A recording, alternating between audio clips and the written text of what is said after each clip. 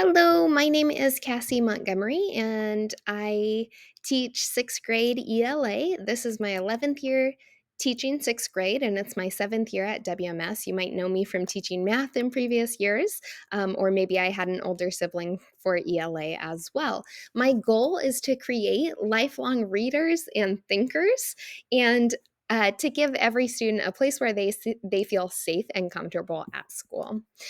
To talk a little bit about our writing in sixth grade ELA, we really have a heavy focus on narrative writing, and we'll use mentor texts in order to guide our writing process, to help us learn from the prose to guide our own writing. And we'll also be developing explanatory essays. Those are those multi-paragraph essay responses, but students will have ample time and instruction in class to build real quality responses. We'll also be working on developing a strong paragraph with textual evidence to support the main idea. Sixth grade is really the first year where students formalize their use of textual evidence. So that's going to take a lot of time and practice to get a feel for how to do that.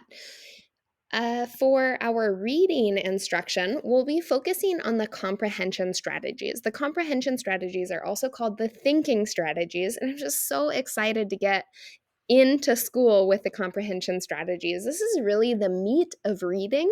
This is where reading becomes meaningful to students, to classrooms, to people in the world. So we'll be focusing in on our comprehension strategies as we develop our reading.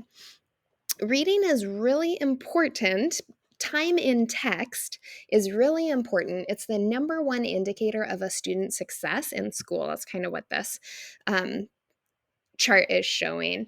Even just 10 minutes a day added to how much a student is reading increases the student's exposure to words and ideas, and the ability to make connections between texts. This exposure to text for just 10 minutes a day really exponentially increases students' ability uh, to learn, to lead, to read. When we're talking about independent reading, it's really important to keep in mind that choice is absolutely necessary.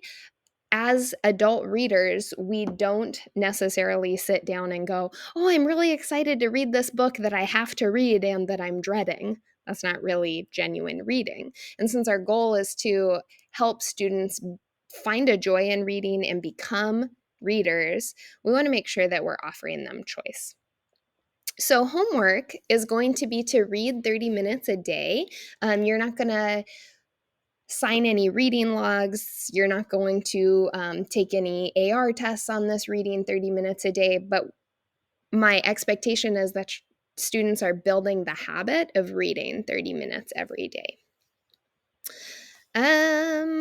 Let's see. So for grading, we use standards-based or standards reference grading, where every assignment really focuses around a standard and then is um, really clearly written out the performance expectations. So students will know ahead of time, and on every assignment, it'll be built into Schoology or the Google Doc or both, what students need to do to meet standard. Meeting standard means that the student is demonstrating proficiency consistently and independently. Two means that they're partially there, and then one means that it's pretty minimal evidence that the students are meeting the standard.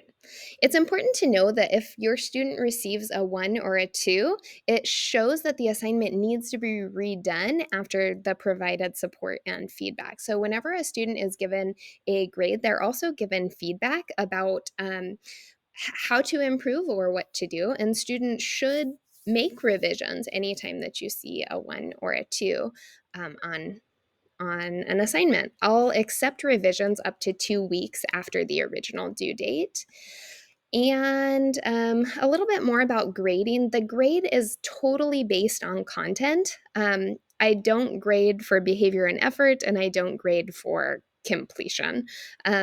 Sometimes You might see completion in Skyward as a way to communicate or for myself to keep track if something is done, but the overall grade in class is based 100% on the content assessments or papers or essays or projects that your students are doing.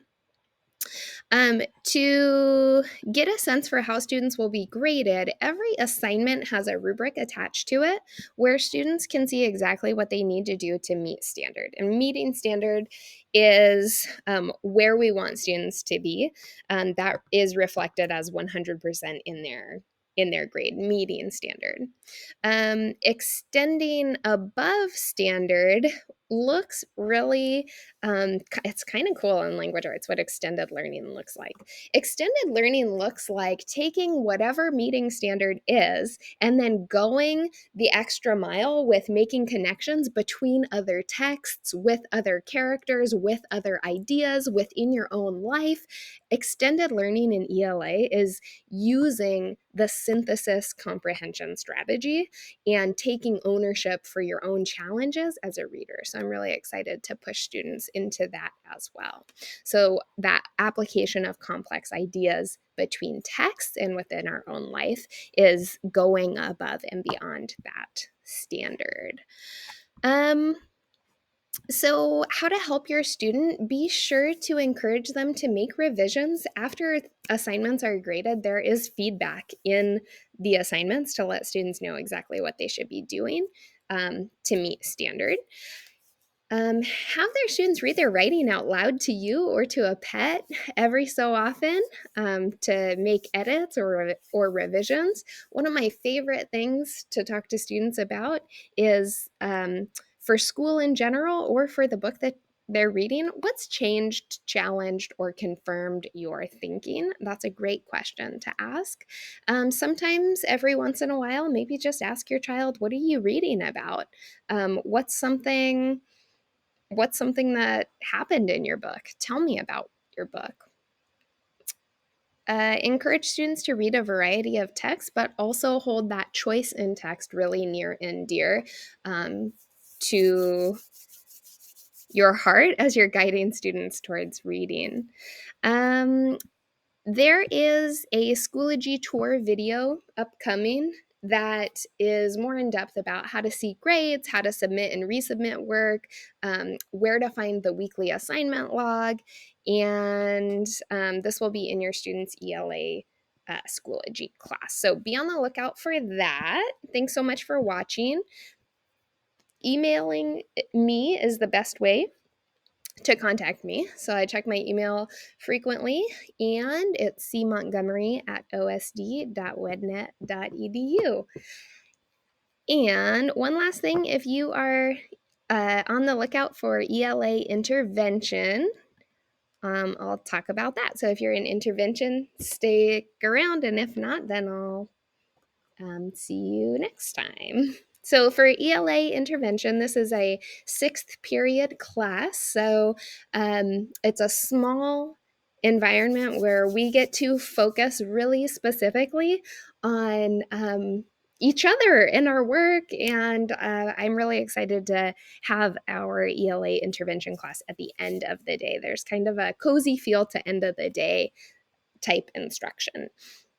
So what we'll be doing word work. This is looking at the patterns that English language uses for spelling and using prefixes and suffixes and root words to make up and build vocabulary skills. And this is all going to help with decoding or getting the words off of the page.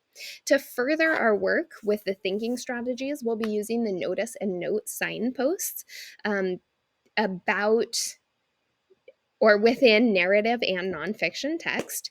And then this class is designed for support for the regular ELA class, no matter who your ELA teacher is. If it's Ms. Gutierrez or myself, you'll have more time, you'll have feedback, you'll have revision for your ELA work. So that is ELA intervention. And again, contacting me by email is the easiest way to reach me. Thanks. Bye-bye.